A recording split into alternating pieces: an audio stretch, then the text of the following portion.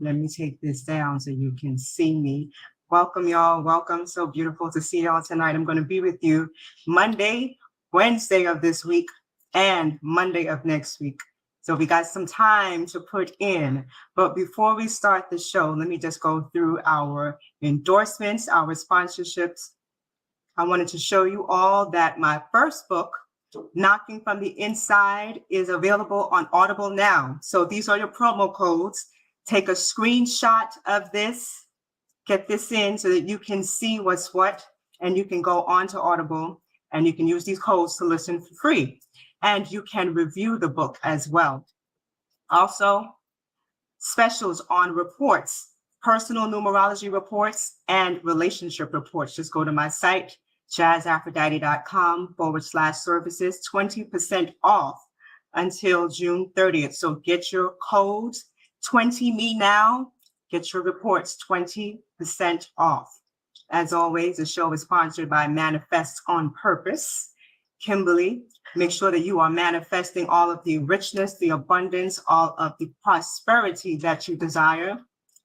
Nicholas Books, celebrating 50 years in the business. Support Nicholas Books. They always have amazing shows and amazing broadcasts coming to us. Intellectualpower.net. Get your vitamins, 10% off intellectualpower.net. Get your vitamins that are made from scratch. And lastly, King Simon's show. Special 2-day event happening in October. The tickets go on sale on July 1st. July 1st. Today's forecast. Today is Monday, June 24th, 2024. The sun is in Cancer. The moon is in Aquarius. This is a 5 universal month, a 9 universal week. Today is an 11 universal day. The energy is best suited for people who are Leos, Aquarius, and Cancers, and those born on the 2nd, the 7th, the 11th, the 16th, the 20th, the 25th, and the 29th of the month. So with that being the case,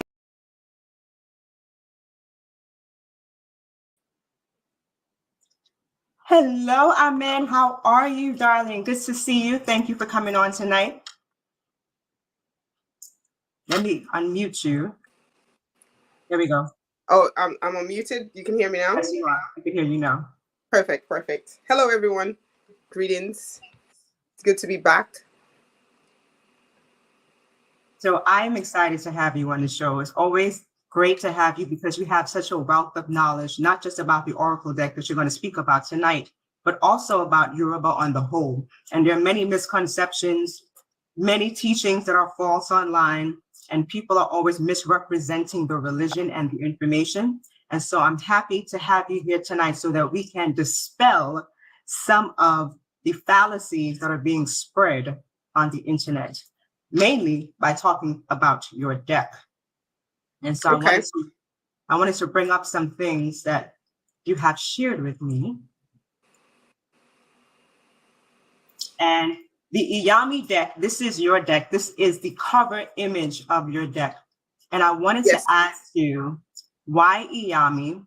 What is Iyami? And why did you choose this to be the cover of your Oracle deck? That's a really good question. Again, thank you, everyone. Somebody called Melanated Brown gave me a really nice welcome. So I want to shout out Melanated Brown. Yeah. Melanated Brown. That's his or her name. It's a really nice welcome. So welcome. Thank you, everyone. Thank you, Jazz. So my name is Amenet Oladipo, and I'm the creator of the Iyami Oracle Deck. And the reason, the genesis, the beginning of me wanted to create this deck was because I couldn't find anything that was like it in the tarot metaphysics community, because I'm a big fan of, I'm a deck collector. I love tarot decks. I love oracle decks from across cultures. The Rider-Waite was my original tarot that I really fell in love with. And when I found out that the designer, the person who designed the images, she was working with a guy called Rider-Waite, was actually a mixed race Black woman. She was half Jamaican, half English. And I found this out later on in my journey, I was really, really excited because I really love the tarot and I really love the Oracle deck and I like the metaphysical scenes. Even though I'm from West Africa, I still liked that spiritual community. But I think I couldn't find anything that was very close that spoke, number one, to the culture, to the authentic religion, the Orisha religion Right. that comes from West Africa, without without the mixture, because I really wanted something to reflect the original tradition. And then obviously being a woman, being a Black woman at that, I really wanted something that reflected that too. So in my research, I found, going into the tarot community, Western spiritualists, there's no issue with the goddess concept, the triple goddess. You know, the God is a woman. Their books. Everyone knows that. So when I came into my when I started studying my tradition in its authenticity on my side, like I like to say, I started seeing the same concepts of these women. Like the foundation of this tradition is really the basically worship of the divine feminine. The whole oracle system in and of itself is feminine. If you look at the Greek word for wisdom, the original Greek word for wisdom is Sophia, and Sophia is actually a Greek goddess, and she is the epitome of wisdom. She's who Plato, Aristotle, all the philosophical fathers of the Roman and Greek Empire, and they recognized her that if you want to follow wisdom, if you want to learn about wisdom, you basically have to follow the divine. It's a divine feminine path. So I'm very fascinated by that whole philosophical concepts, and like I said, studying Western educational system, especially when it comes to history and philosophy, has always been my passion. So when I came to my when I came to my traditional side, I thought I would see a difference, because it can be very male dominated in my tradition, in Ifa Orisha. But then the deeper you go when you talk to the real people who follow that Sophia, who follow that path of wisdom, because that's what Ifa is, that's what the oracle is. You realize that at the end of it is a divine feminine. And these are facts. There isn't anything that I'm going to say on this show as it relates to my deck that I've made up. You know, I have facts to back it up. I have elder testimonies from back home. I have my own expertise in how to read the symbols and the messages in the tradition to back it up. So when I found this information, of course I had to make my own oracle deck, because I'm like, there isn't anything like this on the scene. You have an Orisha deck. You have people who formulated Orisha decks, but there isn't anything that actually speaks to the divine feminine. And once I started studying the Iyami, so the Iyami means my mother, or plural, my mothers. And that's the respectful title that we give to these old women who are the foundation of Ifa, of the Orisha tradition. So when I started looking at the other female Orishas, because depending on who you ask in the Ifa tradition, they'll try to separate the Iyami from the other Orishas. They'll tell you, don't go near, Oshun is nice. She's honey, she's sweet, she's your friend. Right. But that Iyami, no, they're witches. That's not true.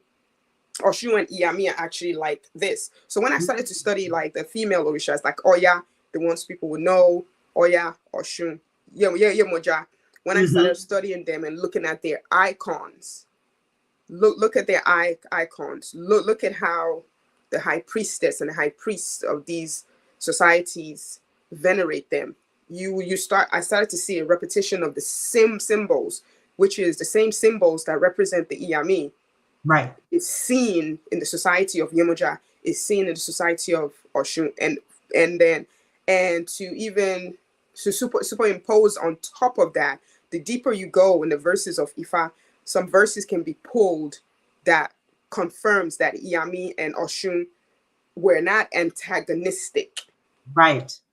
The Iyami and Yemoja were not antagonistic. In fact, they were the mothers, as it were, to these orishas as well. I'll give you an example.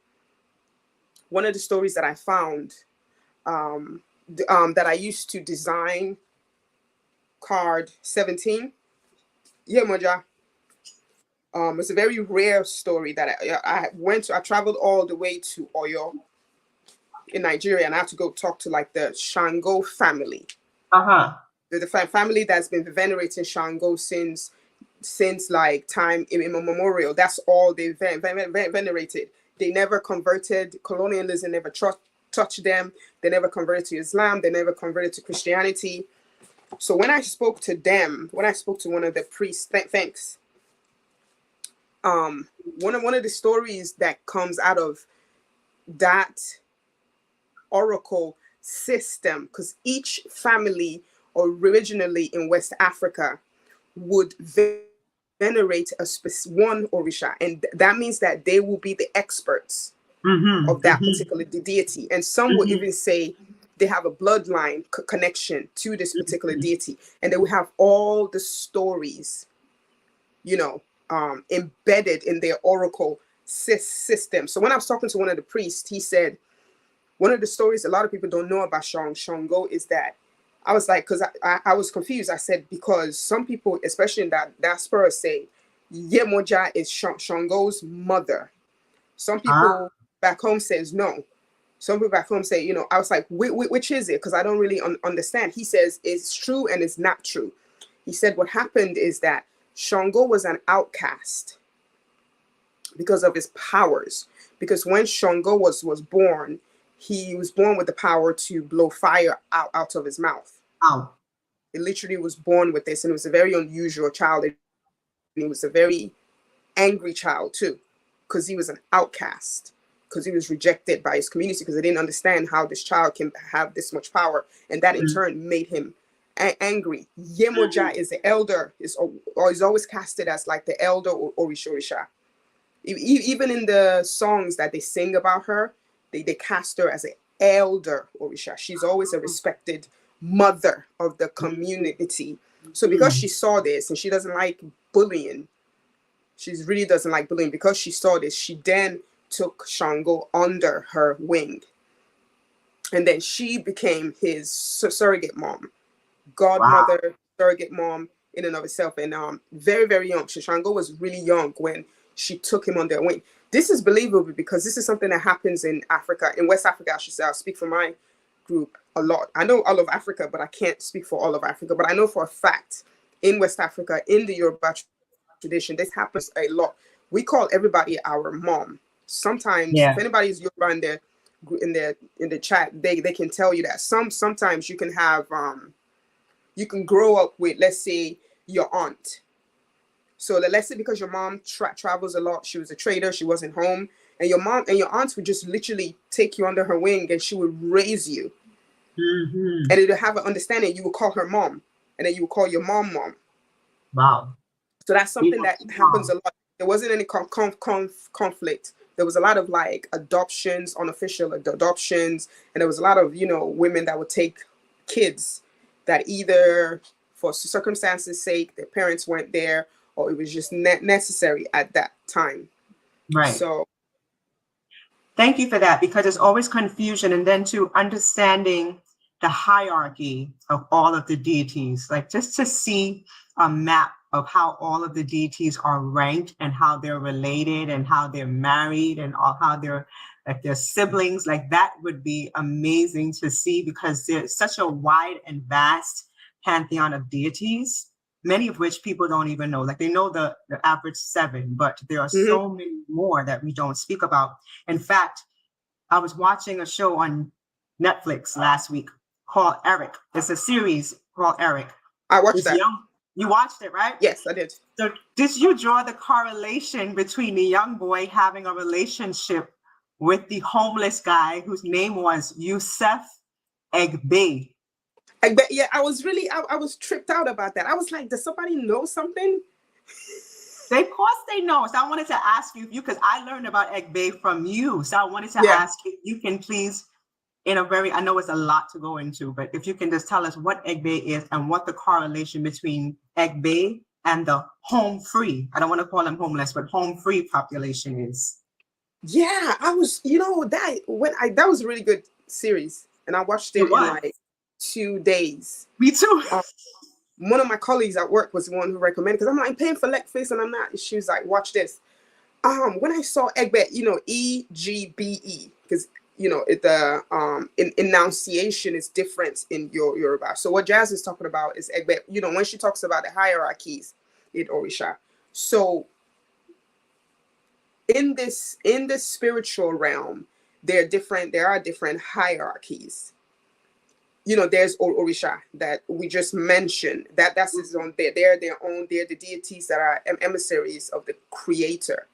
Now, the particular group that we're talking about, Egbe in Yoruba, means society or group. They have, if you want to say a hierarchy, we don't really like to say that in Yoruba tradition because it's kind of disrespectful, but in a way it is the truth, because before every soul or every spirit came into manifestation, they had their own Egbe, which means group. So when I say Egbe, it just means group, society. So it's kind of like you coming from Trinidad and I'm coming from Nigeria. Let's say that's all you've always been since the beginning of time. Right. So the hierarchy of Egbe tells us that that's where we all come from. Even the Orishas have their own, Egbe. So sometimes you will have people in Nigeria and here that they don't really need to initiate into any other Orisha because of the way that they were born. Right. The society that they were born under is so strong, it takes precedence over any kind of Orisha, right? Wow. One of the features of Egbe, because that particular category can be seen as antagonistic to polite society. They are anything but polite.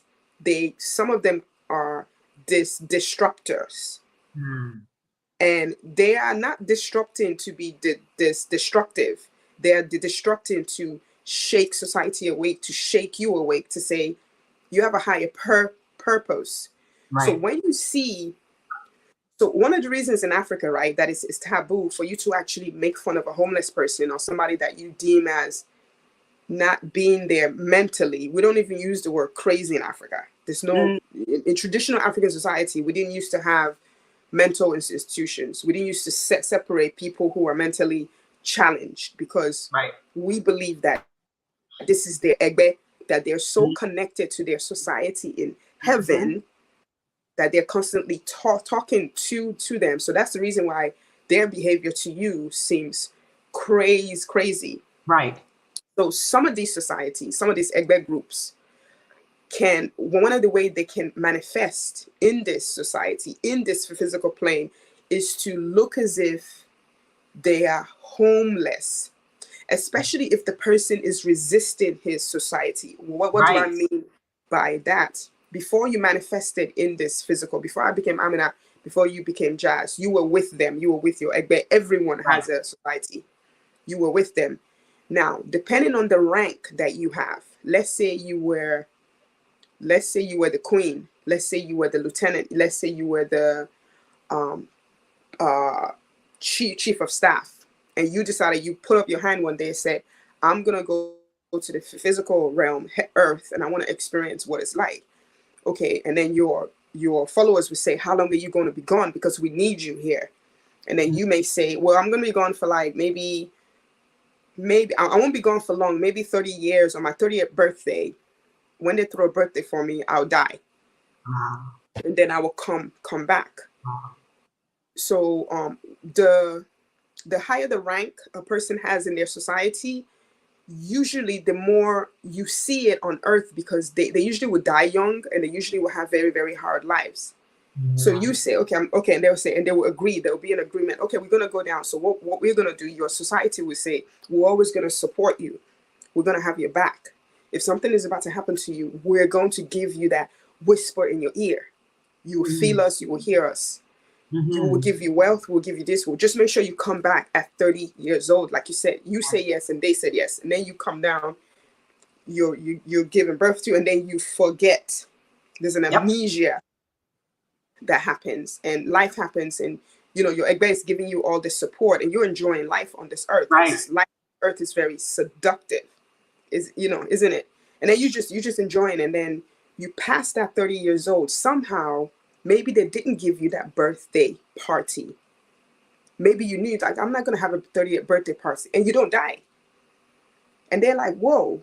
And then your Egbe in heaven are like, oh wow, she's broken the promise. And then that's when the antagonistic fight between your spirit and their spirit starts. One of the manifestations of that can be the person acting crazy. All of a sudden, you just start acting. People are like, what happened to her? She's just talking to herself. She's doing weird stuff. She can't keep this. She can't keep that. That's your Egbe. That's how powerful they are. Yeah. That's how powerful they are. There's a particular group of Egbe in the society that do manifest as homeless. That's why I was telling you, we don't make fun of people, especially if you don't know them. It's really dangerous too, because you can make fun of the wrong person and they could have a powerful Egbe, and that's it for you. So his character is very interesting to me. The artistic leanings that he has is a sign of Egbe, because they're very, Egbe people that are powerful. They would just pick up, they can just pick up a pencil and they would just draw. They would teach themselves. You're like, how did you know how to draw? It just comes to them. Even the hair, the way his hair, he had the locks. The locks were just like hanging, The way him and the little boy recognize each other. You're right. There was Egbe elements there. Yep. The way that was so powerful. Because Eric asked him, what's the little boy's name? Was it Eric? His name was Edgar. Edgar. Yes. Edgar asked him. He's like, the homeless guy, Egbe, the Haitian guy asked Edgar, why did you follow me? Because he followed him. He was like, because I liked the way you tagged. Exactly. I like the way you tagged. Like, that's it. And he just like, there was a soul recognition. There was a soul recognition there. So they could be part of the same Egbe. They could be part of the same society. Because sometimes when you meet fellow humans that are part of that society in heaven, you guys just click. Yep. It's above race, class, sex, anything is above anything. You just click. So that's really interesting. I did see that. And I was like, wait a minute. And I was like, nah. Then I said, wait a minute. And I was like, nah. Then I saw it and I was like, that's really good. They know our history. I got to call Amenet and tell them about this one. They know our history. And he was protected. Do you see how Edgar was protected? And he felt safer there than he did home. At home. And did you see how money was on the table for the Haitian guy? And he didn't go towards that money to sell him to the bad guys, because he knew instinctively their spirit was like this. They were like, he was like, they didn't know, but they knew. He knew he had to protect him, and he knew, and he did his best to try to get him home. Yep. That was powerful. If you guys haven't seen it in the chat, watch it on Netflix. It's called Eric. You got to see that. But we had a question. We had a question in the chat, and it's powerful because this is something that I asked you to add to our conversation as well, as far as talking about Ishu. I know across many of the different religions, as we talk about Yoruba, Candomblé, Santeria, they have different names for Ishu. Some call him Ishu, some call him Ishu, some call him Ilegwa, some call him Ilegba. What is the significance of Ishu, and how is he different or alike to Ilegba? It's the same. So it's just names, because these spirits, these deities, you guys have to realize they've been around since the beginning of time. They've been around since humans, before humans even came on this manifestation, because they were on the earth before we came on this manifestation. So the ancestors just had, as the eons and centuries passed, they will have different names for the same spirit. And each town in Africa as a whole because the interesting thing about Eshu Legba is that in all of West Africa that have the oracle of Ifa, Ifa is the oracle system. Some say Yes. attributed to West Africa or the Yoruba tradition, but it can be found all over Africa. Most of the orishas you find in the Yoruba tradition are not do not feature, let's say, in certain ethnic groups. Mm-hmm. For example, let's say, what am I trying to say? If you go to Benin Republic, Togo is a French-speaking West African nation. They have Ifa there, but Mm-hmm. Oshun, for example, is not. You can't find her there. There's a different deity, but Eshu is there. So I found that all of West Africa, all of Africa always has, whenever they have Ifa, you're going to find him. And it makes Right. sense because if you look at him, if you look at Eshu as a spirit, as a Orisha, he's really the key. He's the intermediary Mm-hmm. between the creator, Olodudumare, and the Orishas. And then he's Right. also the intermediary between us and the Orishas. So the way it's systematically supposed to work is that when you have a prayer, you make an appeasement to your head Orisha. This is back in the day. Remember, I was saying families will venerate mostly one Orisha because they're Right. bloodline. They will have others, but they will be an expert on one. Mm-hmm. So you will venerate that Orisha. This is back in the day. And then that Orisha will take your veneration and your prayers and your offerings, or Eshu will take that prayer and offerings and stuff to this particular Orisha. And then the Orisha will take you to the creator. So when the creator wants to give you an answer, it will pass through that Orisha and then come to Eshu and come back to you. So yeah, to answer the question, the background and the research, the gentleman, the picture of Eshu that you see, he's a real life he's deceased now. He was a real life Eshu priest in Ibadan, Oyo. So I used his likeness in Mm-hmm. designing my Eshu, the messenger card. His Yeah. family. Remember, I was saying that, but in the olden days, families will venerate just one Orisha. So Eshuniyi is his name, came from a family that only venerated Eshu. Right. And it's so interesting because when you see the males in his family, they all look like Eshu. They all were tall, very, very tall, very like handsome, very smooth skinned, dark skinned, and just a Mm, very commanding presence. Even his yeah. the way he looked, he just fit. He just, so his family, he comes from that family. The priest that I use for this painting is a real priest. He died young. It was connected to Egbe. His death was connected to Egbe. Yes. We got our cards up, y'all. You need to get this Oracle deck. What I love about your Oracle deck is that the images, besides the fact that you put them as real people who are part of your Yeah. life, the images, they move. And so they feel, it feels beautiful to touch, but they are also they move. Like that's the only way I can describe it. Like you look at the pictures and the images themselves, they move. It's like they're Yeah. alive. I think the person asking, Stoked Culture, is asking, there's so many stories to talk about Eshu. It's impossible for me to. There's so many stories. That's one thing. Yeah, thanks. There's one thing to. There's so many stories. Eshu is one of the. You see how he's from a different, probably ethnicity than me, and he knows about Eshu. It doesn't matter where that person is from. If they know about Orisha culture, I've always Mm-hmm. observed that the first Orisha they're gonna gravitate to is always Eshu, and Right. just for information, Eshu's very, very similar, if not is Mercury. Very, Mm. very similar. I found very, very similarities between him and Mercury. Eshu's the youngest out of all the Orishas. He's the youngest. He's the fastest. So many stories. There are very many stories. What I would like to say in the clarification is, any stories you hear where they claim there's an antagonistic relationship between any of the Orishas is not true. It may have happened, but it was resolved because all of them have to work together because they're Right. forces of nature. Mm. They can't work against each other. If they do, all of us would die. Yeah, we be in complete chaos. That makes perfect sense. Now let's look at some of the decks, the pictures from your current deck. So Yeah, I assume this to be the cola nuts, right? it is. Not. It's the same deck, but it's a second edition. So I decided to add. It's the same deck. It's the same deck. I decided to add. Oh, and just to let you guys know, these images you see are not AI or anything like that. These are. We didn't even give the background. All these images, the 52 images that I have, original, the first edition was 44 images.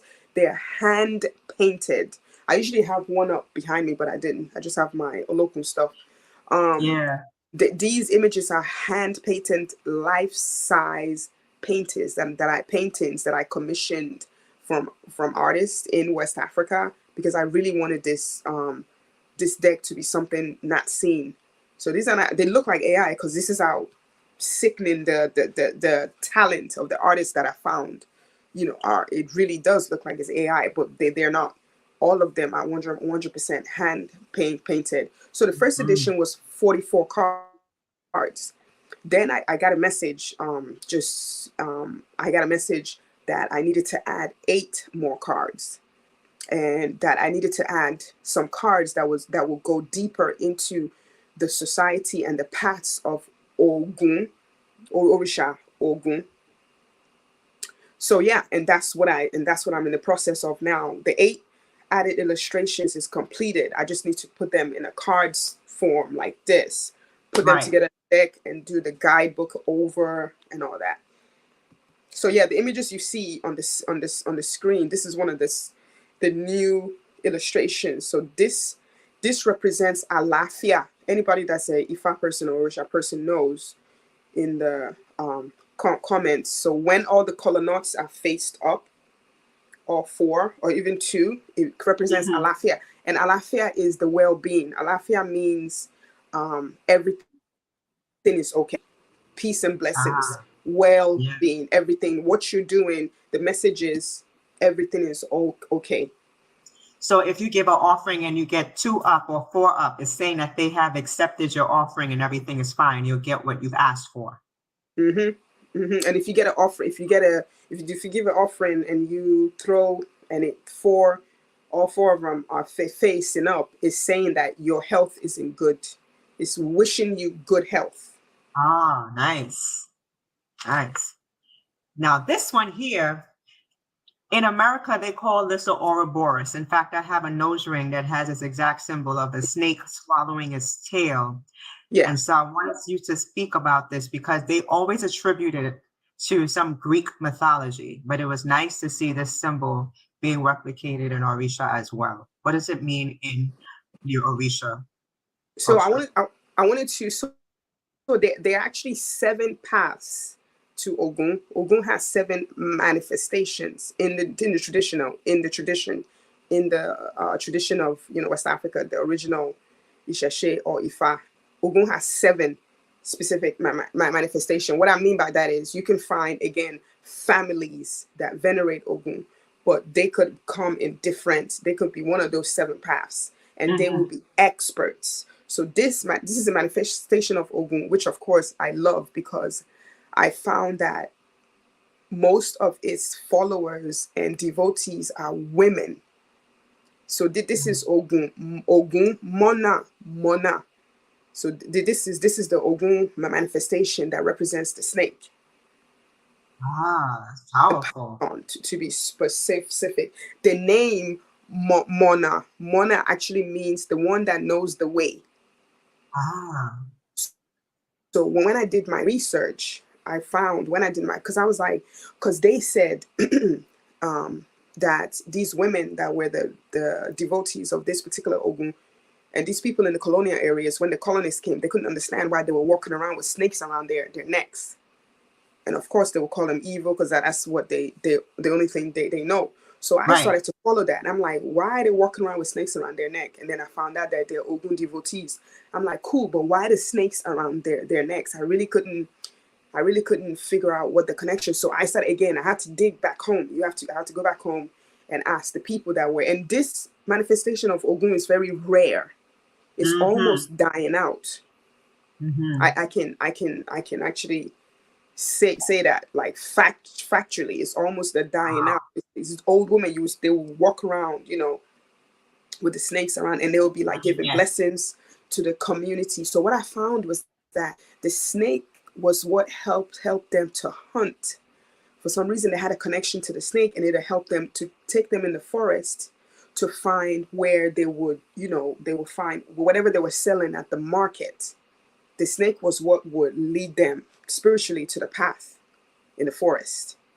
And the Wow. snakes, as we know in the western on the western side, it represents healing. Even in Africa as well, represents healing. It represents wisdom. Be wise as serpents, gentle as doves. Even the Hmm. Bible says that, and then they flip it on around and try to make it symbolize the devil, which is, you know, Exactly. yeah. And then, so the interesting thing about this, so that's the backstory behind it.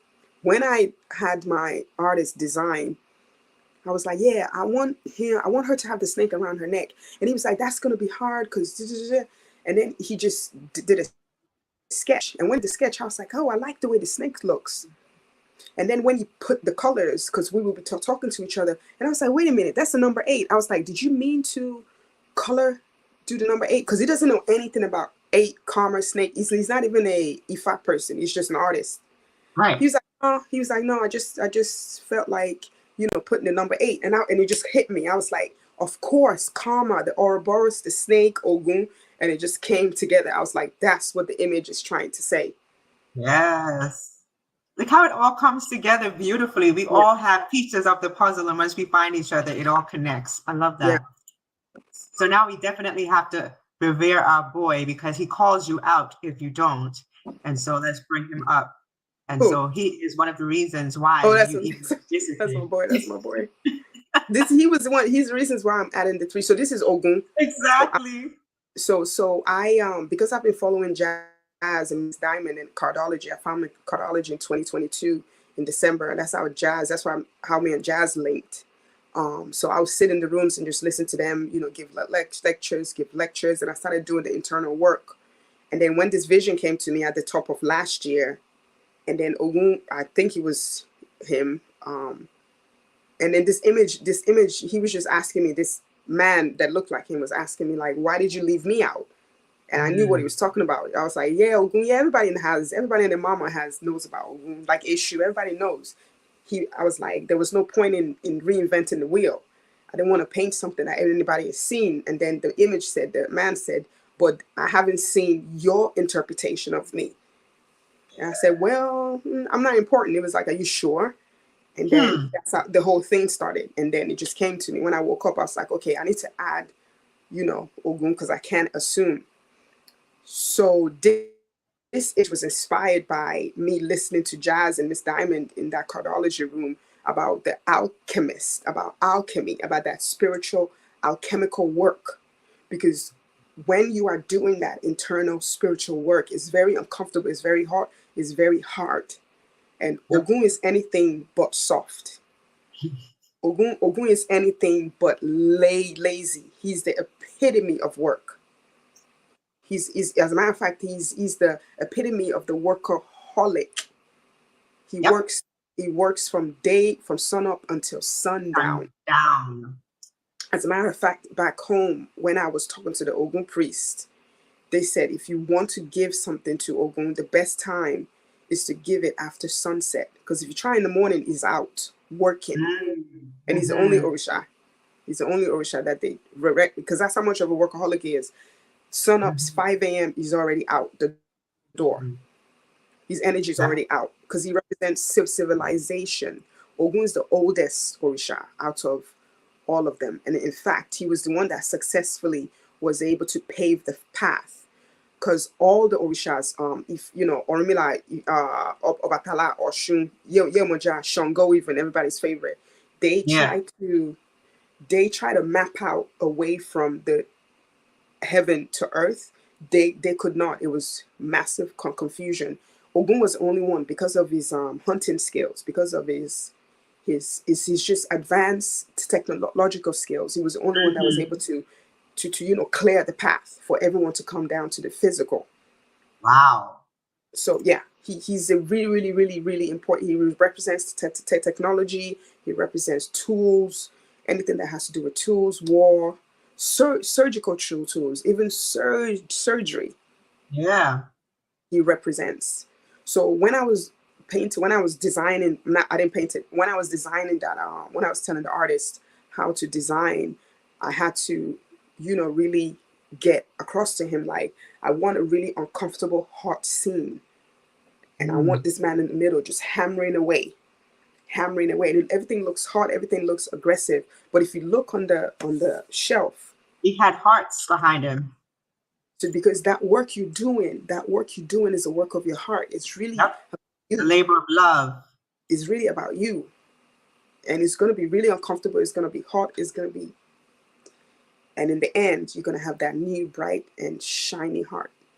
Yeah, I saw that. That's one of my favorite paintings. It's one of my favorite. And just for the crowd of you guys, when you guys are listening, Ogun is one of those deities that will call you out. Like, he will come for you. Like, I remember I first started my relationship at the 8 of clubs, and I was completely engrossed in that relationship. Everything was him. I'm doing everything for him. And Ogun came to me in a dream, and he was like, you need to stop paying so much attention to that man and start revering me. And I'm like, who are you? He's like, I'm Ogun.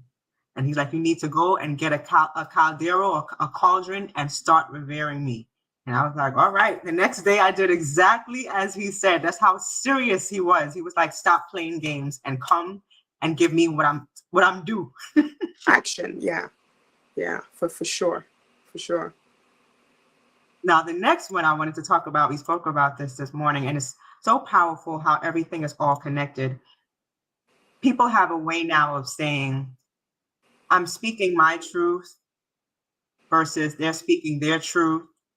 When in actuality, if you're telling the truth, there's only one version of the truth. Like, I'm tired of hearing there's your truth, my truth, and then there is the real truth. There is only the truth. And so this card, you said, represents the truth. And so can you tell us how so? But this is a new symbol for me. Yeah, this is a new symbol. It's a new symbol. It's one of the ways that I get my inspiration to answer stoked culture. I think that's his or her name.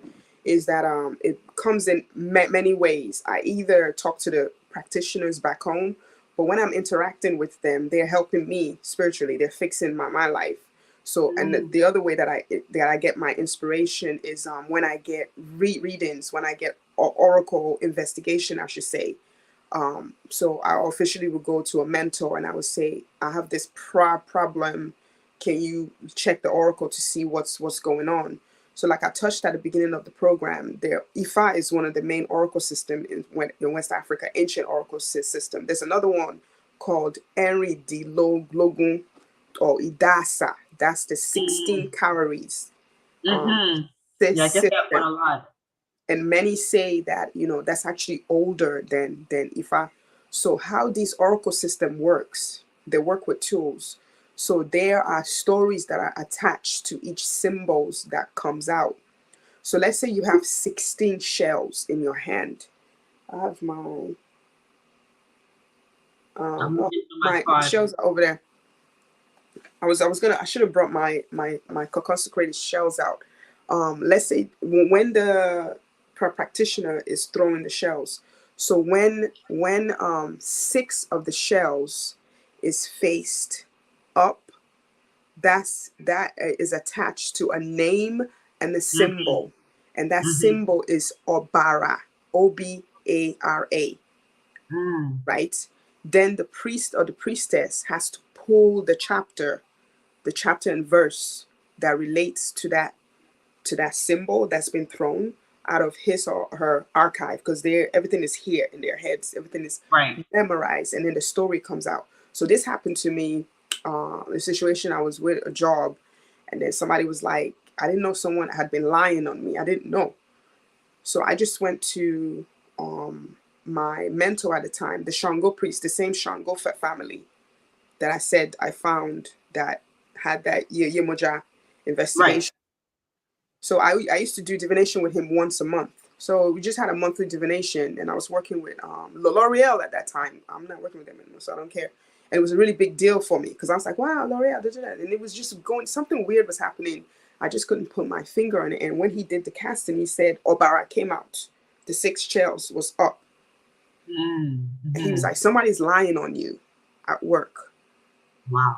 Like, oh, so yeah, somebody, they're really lying on you. They're like sticking it to you even. I was like, oh, well, okay.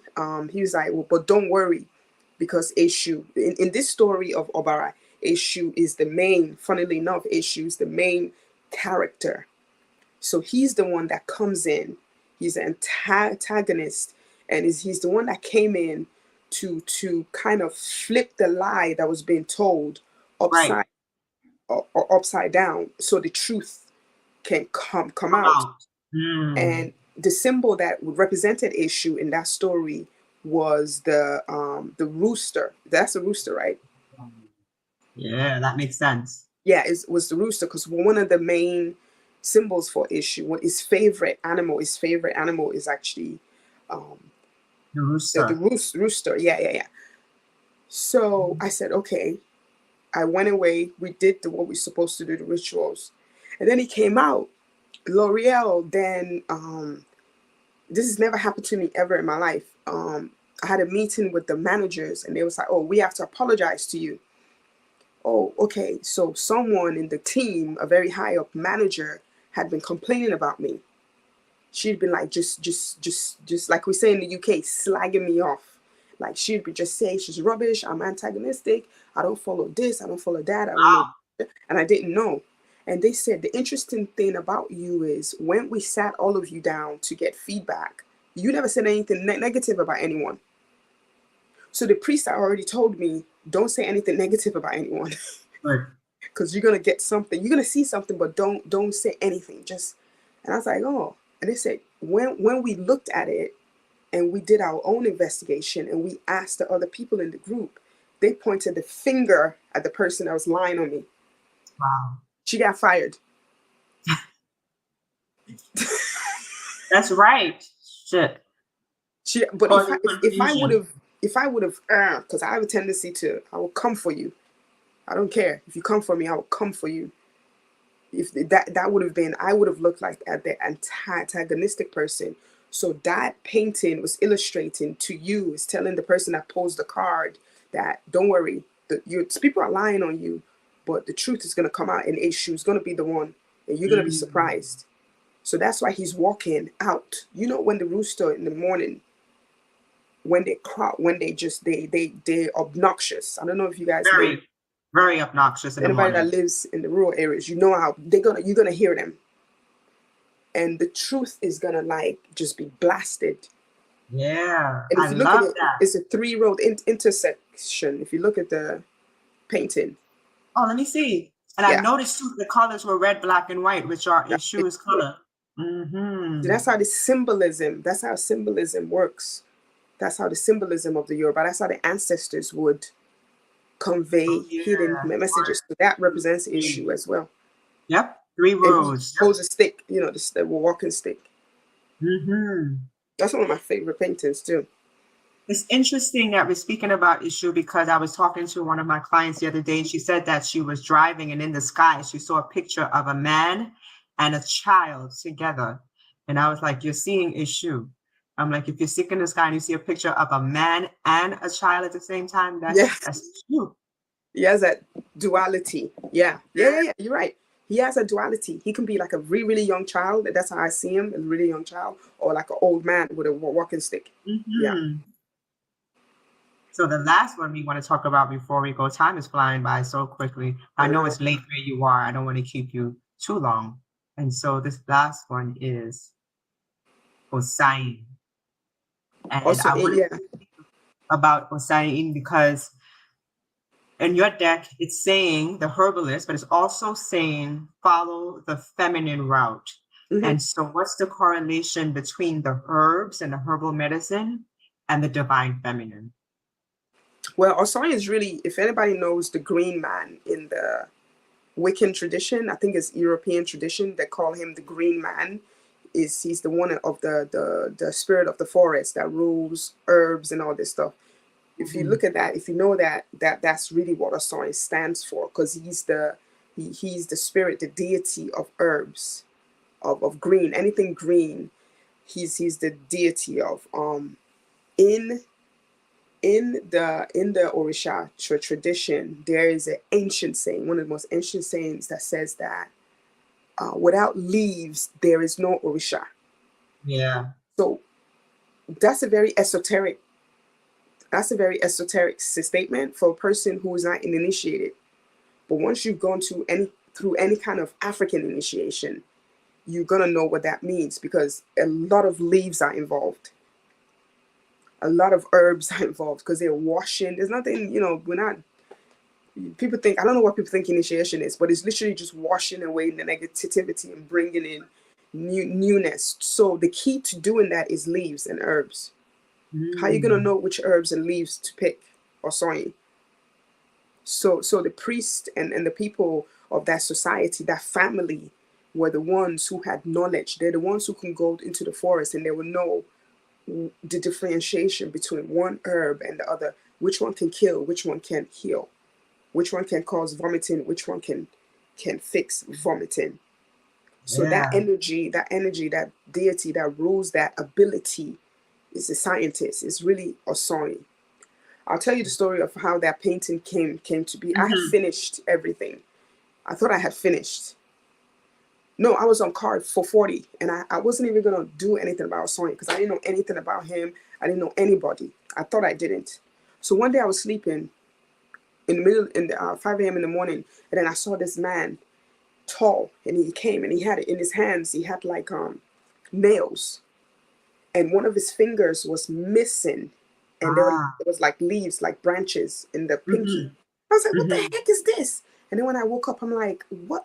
So one of my mentors happened to call me 7 a.m. I don't know why he called me. And I was like, I had the craziest, strangest dream. And I always start my sentences. Anybody that knows me knows that. That's my favorite thing to say, because I always have crazy dreams. I saw this, and this. And he started to laugh. He was like, you don't know who that is? I said, no. He was like, that's Osoin. He's like, how can you be doing a project on Orisha and you're going to not include him? I was like, well, how do you know it's him? And then he described the symbols. He was like, Osoin is known because he's actually known to have one leg. Yep.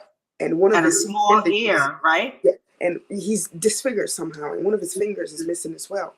And this is how these images will come to me. Sometimes I have no prior knowledge of these deities. And my mentor said the nails in his hand, he's showing you that he's the key. Because he's showing you that you're putting paintings up, but you don't have the nails. Your paintings, you have them, but you can't put them up. You can't put them on the wall. because I'm not involved. I said, oh. And then when I said, I don't know anyone. He's like, you're talking to one. And he just happened to be, and I didn't know that my mentor was studied under an Osoin priest. So that's how that painting, came to be. Now, the connection between Osoin and Iyami is very strong. I think it's one of the strongest out of all the male Orishas. It is. It's not even think. It is. Because if you look at the symbolism, let's bring that picture up again. Yep.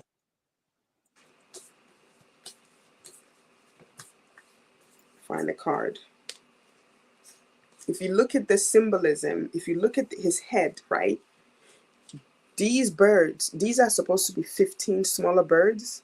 And the one up top it makes it 16. Got it. So 16 is the number of the oracle, is the number of Ifa. Right?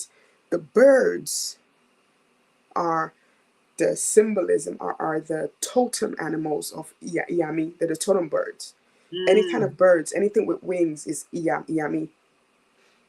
So he carries, and this is how a real Osoin, like the power tool of an Osoin priest, is a long staff with a circle at the top, 15 birds, and then one bird at the top, and he carries it. He or she carries it. So when they're working back in the day, when they will be working, if they came to your house, if you say you had chronic stomach problems for a year, you can't, and then you were able to get an Osoin priest or priestess, when they came to your house to make the appointment, they will put that stick outside of your house.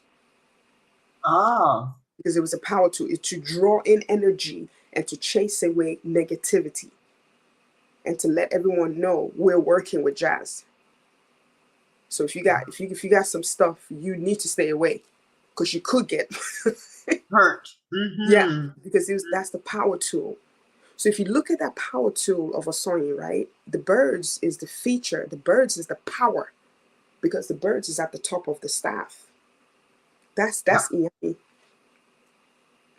Oh, that's powerful. Amenet. That's Iyami. It doesn't get any more Iyami than that. That is powerful. So it's You telling you that Osoye and Iyami are like this.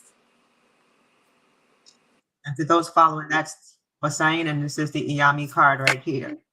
Yeah, we didn't talk about this. So the Genesis, the reason why I one of my favorite cards in the tarot is the World card. I Mm-hmm. think that's the last card. Yeah. It's 21. It's the last of the major arcana, Thank not you. counting the fool. The fool could be 0 or 22, but yeah. Thank you. Yeah. Thank you. So that's one of my favorite, because whenever I see that card, I know everything's gonna be okay, and I'm gonna travel somewhere. I'm like, yay! So I'm always happy when I see the world in the tarot. So, and it was easy. So because the Iyami, they are African. No shade to anyone, but some people have tried to cast the Orishas as anything but African. Anyways, whatever Mm-hmm. works, right? Yep. I just I wanted the card. I wanted the Genesis. I wanted the card that symbolized them for people to 100% know that this came from West Africa. This came from the land of the blacks. This came from where black people, this tradition, Ifa, no matter what anyone, I don't care who practices it. You can be from Mars and practice, but just know it's an African tradition. And anybody depicting these deities other than, and you trying to say they have no color, yeah, okay. They came from Africa and they're black. So Mm-hmm. Mm-hmm. yeah, that's what that's what I wanted to illustrate, that the Yami, Yeah. the genesis of everything, the genesis of Ifa, the genesis of Orisha tradition is the Iyami. All the Orishas give them respect. And these spirit of these mothers, they come from West Africa. That's correct. Specific. So I just wanted to make that connection with the world being my favorite, card. And then I just wanted to also illustrate, because the message on the Genesis is that there's a saying in Yoruba culture that the sky can accommodate all birds. Again, the symbolism of the birds. Because one of my pet peeves is people saying competition, saying I'm competing with so and so. I'm competing, especially when women do that. It drives me crazy because I don't believe in competition, and I I have such agree. a hard time trying to bring this project into the public sphere. There was a lot of people that I tapped. There was a lot of people that I tried to get attention, try to get helped. A lot of people who've done what I've done, create tarot or oracle, and very few of them answered me. Very few of them even try to help, even to ask, where did you print your deck from? They won't, because they feel like you're some kind of competition. Yeah. But you know what? That's a good thing. That's a blessing, because the Oracle deck, beyond being beautiful and the pictures moving and speaking to you in a way that no other deck does, your book that you have with it is all in color. And most people, when they have their Oracle deck books, they don't put the pictures in the book in color. And you Yeah, have done that. So imagine you speaking to someone else and they tell you, well, you'll print it in black and white because you'll save money on the back end. But you're like, no, I'm pulling all the stops for this one. I want to make sure for the that first my edition, deck stands out. the second edition, I might have to cut back a little bit. But yeah, I pulled out all the stops because, like I was saying at the beginning, I wanted it to be something that's never been seen. Everything about this Oracle deck was things that I wanted to see. I'm a big Oracle deck tarot collector. I love creators. I think it's the best thing when anybody creates a tarot or Oracle deck. But sometimes you get certain Oracle decks or tarot, you're like, you love it 95%, but that little 5%, you're like, it could have been. And the guidebook has always been my pet peeves. I'm like, why would you create beautiful cards, and then you have this tiny little guidebook. Yes. And it's like, no, when I do my own thing, I'm gonna make sure that, it looks like this, it looks like that. And that my first inception into this field, I just wanted it to be the best. And I spent a lot of money. Yes, you did. There's It more than shows. that. There's more orishas than 8.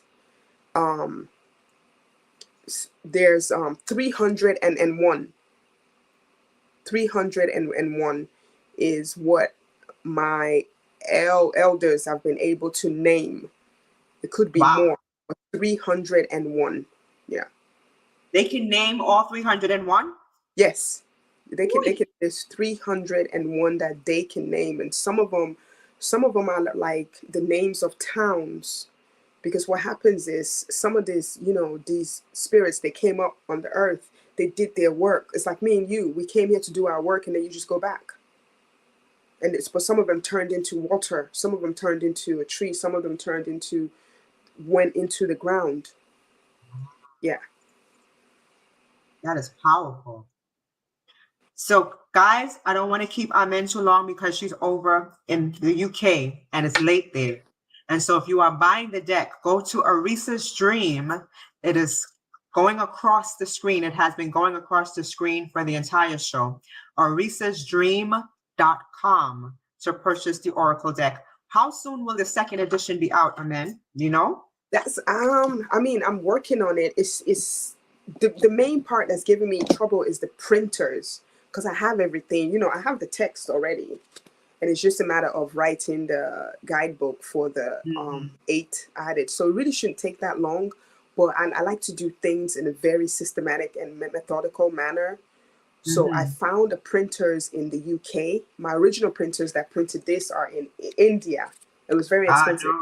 I had to get it shipped. So I need to do a prototype. What's called a prototype is, the cards that look like this, and I'm showing you, get it in my hand, see how it feels, and check all the mistakes, and then decide how many I want to order. So that's the process. So I'm just in the process of getting that prototype from the new printers in the UK. Once I get it in my hand and I know that they can print how I want to my satisfaction, I can then proceed with them. So I'm hoping maybe at least three months. 3 months. Because what I like about these printers in the UK is that I can order as little as 100 copies, which is totally doable by myself. I'm thinking about doing a Kickstarter, but I'm not sure yet. A Kickstarter or Indiegogo campaign, some kind of crowdfunding, but I'm not sure yet. I haven't been feeling the motivation yet. So yeah.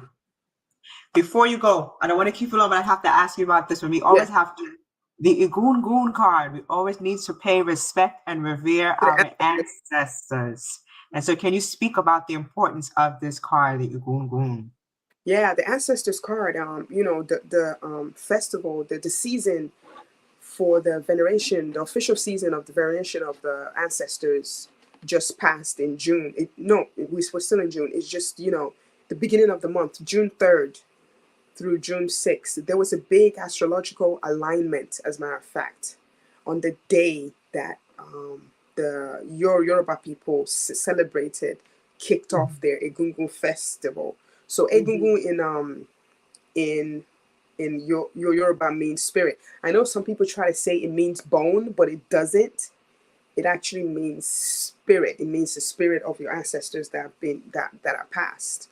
So it's very, very important. Ancestral veneration was so important to West Africans. Like I said, I'll speak on West Africa, that we didn't used to have cemeteries. We used to bury our dead underneath our house. Wow. Because we literally stood on the shoulders. The saying, African American saying, we stand on the shoulders. That's literally what they used to do in Africa. They used to bury their ancestors underneath their house. Wow, that is powerful. That's how close they found.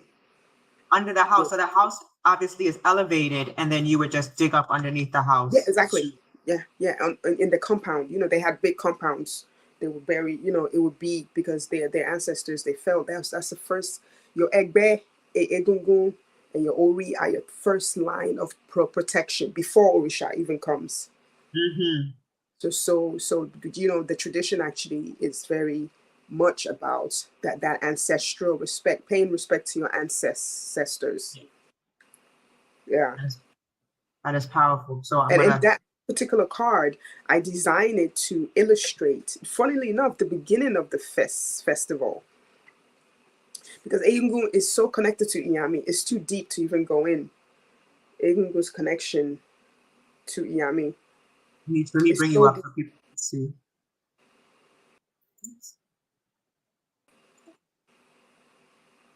Because Egungun's connection to Iyami is so deep. If you look at the woman that's to his left, she is the priestess of the Egungun society. She's called Iyagan, and she's the only woman that's actually allowed. She's the only woman that's actually allowed to touch the robes of the Egungun masquerade. And the Egungun, this society, the people who are the priests and the priestess of this society, is mostly male. It's mostly a fraternity, in fact, and the only female is her. The only female is a woman, and that's why she's featured. So this painting illustrates Egungun coming out, that masquerade, the masker coming out of the sacred forest. Yeah. After they venerated and given, offerings to the Orisha of Egungun. There's an Orisha of Egungun. That is powerful. Somebody was asking about the other Orishas. That's one of the Orishas that a lot of people don't know about. So, and she lives in the forest. It's a she. Yes, it's deep. The mysteries of Egungun is deep. I don't want to go into it that much. It's a she. I know you're tired, but all No, right, I'm folks. tired. So No, it's not about being tired. It's just that it's really deep. It needs its own book. Egungun needs its own, like, it's really deep that they don't even to talk about it in this Orisha. That's how I found out by accident. The Orisha of the Egungun society is a female. And she has a lot of features like Oya. They won't say, but it's very, Sims, and they're very tight-lipped how about much her. longer can you go? I know we Keep are going, over it's fine, time. it's fine. I can keep Okay. going. I'm a night owl. So Egungun's mysteries is very, very deep. Even if you look at the robes. You bring it up. You know what's so crazy about your deck? I bring it up on the screen and it is so vibrant. You Yeah, can see the pictures clearly. clearly. That's It's why I like said, if I have it over here. I'm telling you, this ain't AI. That's what I'm telling people. Y'all better put some respect on my name now. I worked hard on this. This is not AI.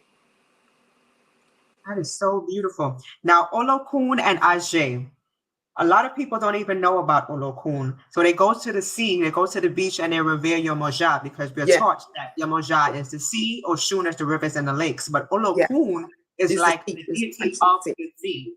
So can you Yes. speak about Olokun, your Olokun card? Yeah, Olokun, even the name, Olokun literally means owner of the sea. Mm. So in and of its name, it's like the name Olokun is one of those, she is an elder Orisha. It's such a primordial energy. Olokun is such a primordial energy that you could find him manifesting in both male and female. When you talk about hierarchies at the beginning of the program, there are hierarchies in Orisha tradition because you find that some of those Orisha, the older ones like Obatala, Yemoja, Yemoja actually does not. You will find some of them, Oshun is one of them, that manifest in both male and female. Yes. And that's how you Yeah. know how old they are. That's how you know, because, if people that know metaphysics, people that know about the real history of human development and spirit, you know that we have that masculine and feminine in us, dark and light. So the same thing with these deities, but theirs is so distinct that their stories of these deities manifesting as male in this town, and then the next town 200 years later is female. So Olokun is one of them. Olokun is a Ah, very, very important Orisha because he or very. she is the owner of wealth, the owner of water, the owner of the sea. Because Africans believe that there's great wealth underneath the ocean. Remember when the pirates of Yes. Yep. legends used to set out? They had something there. They were onto something. They were obsessed with the seas. They were obsessed with finding fortunes. They were obsessed with finding buried treasures. Treasure in the sea. And what's great about your cards, you could probably pull it up on your screen because your screen is brighter than mine, but Olokun and Ajay are related. Yeah. Ajay is the daughter of Olokun, right? Yes. Yes. Yeah. So Aj is the spirit of money itself. Mm-hmm. So Olokun is the owner of wealth, is the owner of water, the owner of the sea, right? Mm-hmm. So Aj in and of itself is money. Because back in the day, cowrie shells Reach out. was the currency of West Africa. So that cowrie shell, the ancestors believed that was Aj, that's a symbol of that deity, Orisha, Aj. So that represents money. So you see how Olokun it has to be the epitome of the representation of wealth because their first daughter was money itself. Yep. Money itself. Money, and you see her, and money is a feat. Aj sometimes manifests as male as well. Really? Yes, in some areas, some have said, but it's very rare. It's very Wow. rare. It's powerful. Very rare. So it's money, wealth. Yeah, to touch on that Olokun and the Yemoja. Originally, Yemoja. The translation of Yemoja is this mother whose kids are as many as fishes, mother of fish. Um, this original story of Yemoja was that she turned into the Ogun River. It was a river that she turned into. If you want to Mm. argue that, the river then feeds into the sea, yes. If you want to say, we're not saying that you can't go to this water, to the sea or ocean to call your Majai and she won't answer. Of course she will, because it's water. Right. The same with Oshun. People have done offerings to Oshun for me, and we only had the sea, and that's where we went, and it was fine. Right. Well, officially, the river is where Yemoja, rules. The lagoon, to be specific, because Oshun is the one that has the small rivers, the sweet waters, and Yemoja's water is usually bigger, like the Mm-hmm. lagoon, because the lagoon is bigger than the river. Right. Hmm. Now, let me ask you now, when we're manifesting or using the deck and divining, I should say, with the deck, if I get the Ajay card falling out like 3 or 4 times, of course I'm excited because I'm like, oh, I'm going to get some money. But what is the number of times you get the card in succession before you realize you get money, but you have to make an offering to this deity first before anything can transpire? I Like, mean, how does one read that? you don't necessarily for it to manifest. I don't think it's necessarily the is required saying about offering. If I got the IJ card for me, it's telling me that something I need to do because it has to do with work. She's work as well. Money's not just gonna fall from the sky, and somebody's just not gonna knock on your door and give you more money. This card means the good luck at the marketplace because she Got it. represents the marketplace. Yeah. As a matter of fact, when you want to greet a person who is a trader, who is a trader. Let's say you're a trader, and I wanted to greet you. Good evening. I will actually mention. I will evoke the name of Orisha Ajay onto. I would say, may Orisha Ajay bless you next week, because I know you're a trader, and I know Orisha Ajay is going to be the one to It's going to help come you forth. get the Mm-hmm. profits. Yeah. So it's Mm-hmm. about work. It's about good luck. It's about, maybe it's a venture that you want to go into. Maybe Mm-hmm. you're not sure if it's going to yield profits. And this card is telling you, yes, it is. Ah, that's great to know. That is great to know. You should have classes that show how to divine with your deck. I mean, the deck is very self-explanatory. This is the most explanatory deck I've had. The cards fall out and it says exactly what it means, but having classes to go over and divine would be It perfect. kind of went funny a little bit. I was saying if you want to take it a step further and you wanted to give something to Orisha Ajay, the favorite food of Orisha Ajay is eggs. Eggs Oh, and, egg. yeah, eggs. Not white cornmeal, just the egg. I was gonna say the white cornmeal as well. Eggs, white cornmeal, and also anything white, and also white the white bean cake. I don't know if you Okay. guys probably don't know that, but the eggs is easiest. Eggs and honey as well. Honey. So you would just take that to the sea. Mm-hmm. Mm-hmm. That makes perfect sense. Now, To see the before I, river, any oh, bubble of water. Any bubble oh, of okay. water. Now, this deck, this card here, Obalwaye, this card was coming up for me quite a bit when I realized I knew that I was a healer. My name is a 44-8, and that's the number of the master healer. But what I was experiencing was that when I was talk with clients, if they were sick, I would get the sickness in my body and I would have to learn how to cure it with herbs. And so Obalwaye, can you speak to Obalwaye as well and the power of Yeah, Obaluaye is a very powerful one, and that's interesting what you said. What you just said about what you just said, you kind of went fast, but that's really, really profound because it's teaching you that to be a healer is a double-edged sword because you have to be self-aware.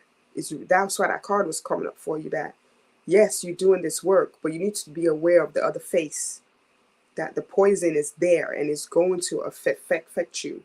You can Mhm. heal them, but are you healing yourself as well? Because this healing thing is a double-edged sword.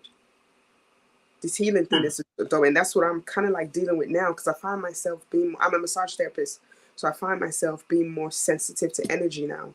Yep. I got sick this week because somebody touched me. I was doing the training and somebody like touched me. I never had this before, and I just got my body just went into this weird thing, and I'm like, I didn't like the energy of this person. Mhm. That usually doesn't happen.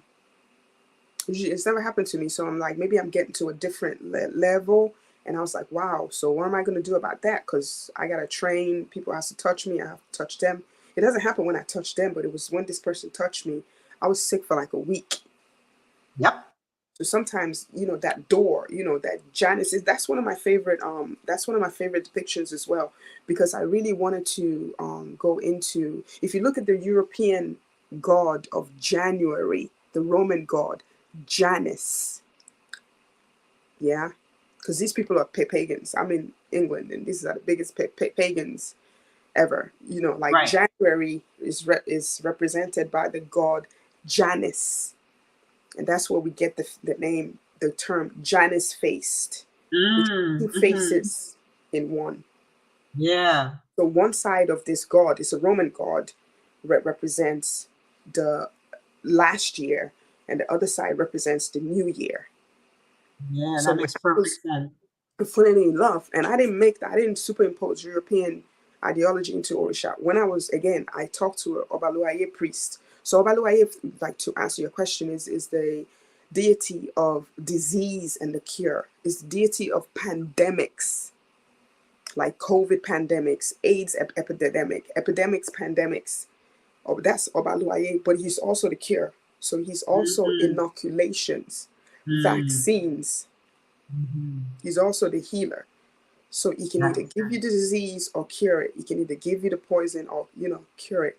So when I did the research on him, and I have there's a priest of Obalawaye that I met in Nigeria, and he brought the icon out, and I was like, oh, because I study metaphysics. I was like, that looks like Janus, the Roman god. I was like, what's going on? I was like, what's that? He's like, which mean was like, this is the icon of Obaluaye. I was like, why does he have two faces? He's like, well, because one side is the younger side is the one that he uses, or the, what did he say there? The skinnier side is the side he uses to heal, and the other face is the side of the disease. I said, Ah. what? I was like, yeah. So he was like, yeah. So we pray that he always faces Wow. We always pray to him that he doesn't come facing us with the side that he uses to cause the disease. Wow. That's powerful. It's frozen. Oh. Yeah, it's frozen. Yeah, he keeps phrasing. Yeah. Did you hear what I said? Like, there was the Janus. I was like, this is wild. And I was like, but the Roman god. So I'm like, do you see how the interconnectedness, these Yep. two societies, Yep. the Roman god Janus and then Obaluaye, I was like, oh, this is wow, this is easy. And this is how the inspiration will come to me. So that's how that illustration came to be. He's those two sides. When I was doing that painting, I got sick and the artist got sick. Really? Yes. The artist Tell was you. sick until he finished the painting. Yeah, it's just DT is no joke. It's no joke at all. And what you were speaking about getting sick the other day with the person touching you, I experienced that last Saturday on the train. A woman came on the train and I didn't like her energy. She wasn't really bad or anything, but she looked at me and somehow my spirit didn't vibe with her. And about 5 minutes later, I started to sweat and I started to feel like I wanted to throw up or have a serious case of diarrhea on the train. And I was like, I have to come off this train. Otherwise, I'm going to be one of those sick passengers that keeps everybody held up in the station. And I had to go and find a bathroom because I was getting ready to pass out from this Wow. woman's energy. Yeah, I don't know what's going on. I don't like that because I have to figure out how to buffer that. Exactly. So to me, when you were saying you were getting that card and you were doing that healing work, that's the message it was telling you, that you are that healer, but just be aware. There's two faces. It's a double-edged sword. Are you aware? And how are you going to mitigate that other face? Mm-hmm. The face of the poison. How are you going to mitigate it? Yeah, the healing face is nice. Everybody wants that. But the other face, the other side is you're going to take on their stuff. And how are you going to... So now the responsibility is onto yourself to be able to find a way to mitigate those negative, energies, because you have to do your job. Yeah. That's my job. I have to do it. Bro, well, we could talk about this all night. I kept you up late enough. I want to thank you so much, folks. If you are joining, sorry we had to start early because Amen is in the UK, but her information is up on the screen. Amenet Oladipo. Get the Oracle deck. It's called the Iyami Oracle deck. You can also follow her on IG at _Iyami_Oracle. So you have no excuse. Don't wait for it. It's a second edition. Get the first one because the first one is going to be a collector's item because it's not as beautiful as this. Because this is a guidebook. I don't think it's going to be cut colored. I don't think the second one is going to be cut colored. I don't know. I'll see what this print is. It's definitely not going to be this big. I don't know what it's going to be because I want to add more information. I want to add more text. I want to add more information, maybe make it bigger, add more, a little bit of backstory, a little bit of more symbolism, going into it more. Because, this is just one page. Most of the breakdown is one page. Do you want to pull a card for us before we go? Yeah, let's pull a card. I'll read it from the guidebook so they can see. Yes. All right, let me pull a card. I have some facing up, some facing down. Let me turn them all around. Okay. Ancestors, please come in, give us a card for the collective. Please give us a card for the collective. Ancestor spirit.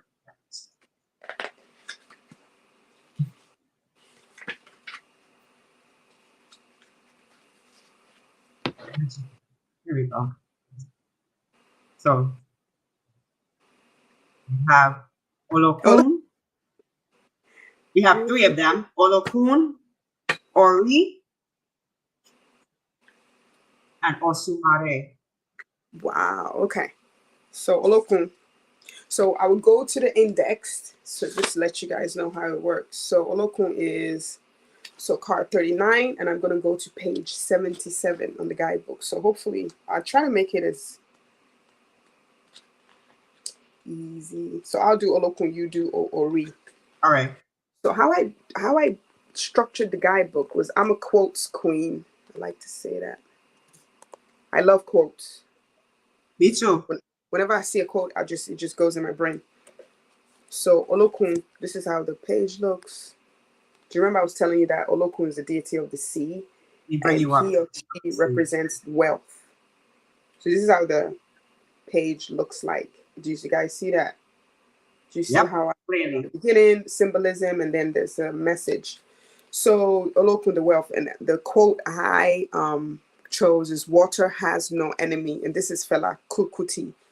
Fela is a was a big Yoruba musician. I think people know who it is.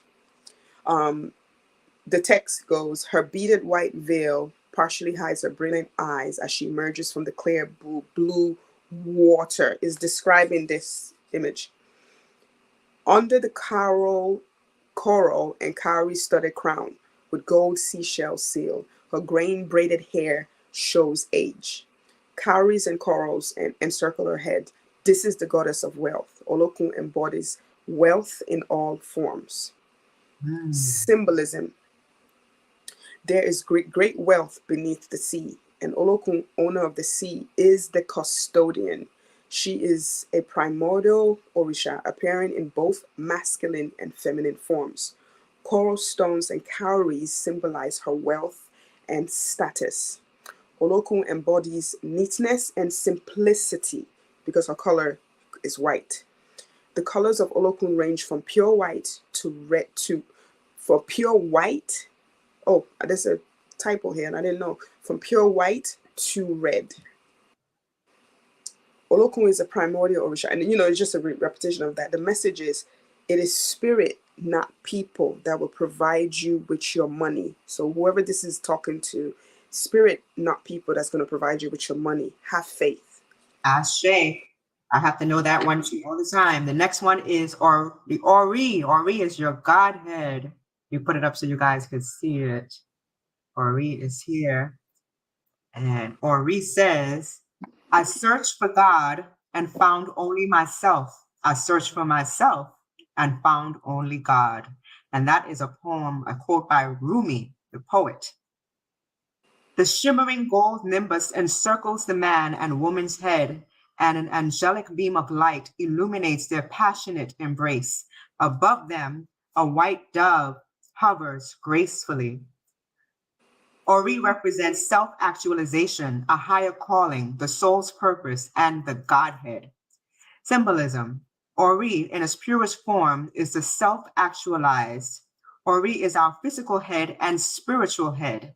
The red and blue of the two figures blended turns the color to white, the color of the spirit, the dove, Ori. Ori is both the physical and spiritual head. So the message is destiny, merging of your masculine and feminine, higher self, self-actualization leads to freedom. This is your soul's calling. Wow. Powerful. Powerful. And then we got the last card. We did the beginning, and now we're talking about the end. It's so appropriate. It's so crazy. And the person that this card reminds me of is in the audience too, Holly. I don't know why this card reminds me of her. Yeah, she's here.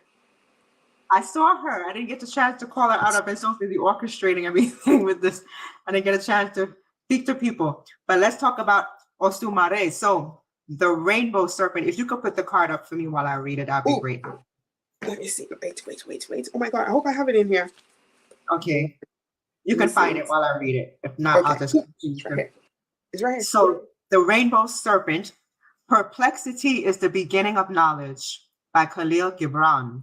The half-snake, half-woman gently cradles her pregnant belly in the middle of the river. Her serpent tail blends in with the swirling water, and her long hair is the rainbow. A cowrie shell, a duck, a rose, and a bee can be seen in the background. Osumare represents creativity and structure. Osumare, the rainbow deity, exists in both male and female forms and was the first priest in heaven of Ifa. Her pregnancy and the serpent tail symbolize rebirth and boundaries, and her rainbow signifies her free spirit. The bee, duck, and cowrie represent abundance and wealth, and the rose represents beauty. Her pregnancy and the serpent tail symbolize rebirth and boundaries. So the message is, set clear boundaries to protect your energy. True creativity requires structure and rules. Boundaries. I just got chills there because what was me and you complaining about the energy of people. Yep. Boundaries. Yeah. Spiritual boundaries. It's harder than it sounds. It is harder because it's like, how do I represent and how do I enforce these boundaries in the regular world every day? And And how how do does I? it look like? How does it even look? Spiritual boundaries, energetic boundaries. It's harder than it sounds. That's really interesting. I think that was for me and you. I agree. I was sick, boy. I agree. Sick, a dog. Thank you so much, Amen. I love when I speak to you. We could speak to each other for hours, but the internet is acting crazy. And I know it's acting crazy because they don't want us to share this information. But we have gotten through. We spent a whole hour and a half tonight. And I want to thank it goes fast. So I'm going to come back when I get the prototype, I promise. When I get the second edition. Let you guys see how it looks and the size and everything. And just work with it that way. And then if I get enough interest, I may go crowdfunding, but I'm just going to do it myself. I'm just going to do it myself, step by step. If I says bit by bit is how you do a difficult thing. Bit by bit is how you eat the tail of a fish, the head of a fish. If you have a difficult thing, the head of a fish is very difficult to eat. But if you do it little by little, you get it done. So that's what I had to do, just bit by bit. Bit. Love that. So that's the message that we're going to end with, folks. Bit by bit. Amen. Thank you so much. Love you dearly. Ashe for everything. I'll speak to you soon. Yes. Love you, Jazz. Thanks, you guys. Thank you so much for the good energy. Bye. All right, y'all. So that was our show. We had a beautiful guest. And just to go over everything that we know, please go and pick up my Knocking from the Inside, my first book. It's on Audible. If you do not want to read the actual book, you can listen to me read it. And I have characters, I do inflections, I do accents, and it is here for free. So get it and just do your promo and everything there as well. Go to my site where you can get the Audible book and get 20% off on the relationship and personal reports. So if you don't want a full reading, you just want a report, grab it 20% off until June 30th. This show has been sponsored by Manifest on Purpose. Listen to Kimberly and the podcast, Manifest Your Deepest Desires in Real Time. Get the Nicholas Brooklyn books. Go down, support 50 Years in Business. And they're always doing great shows for the community, so support them every weekend. And then we have intellectualpower.net, 10% off on your vitamins. The vitamins are pure, made from fresh organic materials. And then we have our brother King Simon doing his special 2-day weekend, October 12th and 13th. The tickets go on sale July 1st, which is Monday. And on Wednesday, I am bringing in Ebony, the energy stylist, and this will be at 7 o'clock on normal programming time. So I'll be back here at 7 o'clock on Wednesday. And I want to thank you all for everything that we have experienced tonight. And I will see you all on Wednesday. All right, so tune in for Wednesday, 7 p.m., and we will convene with our regularly scheduled programming. For now, have a great night.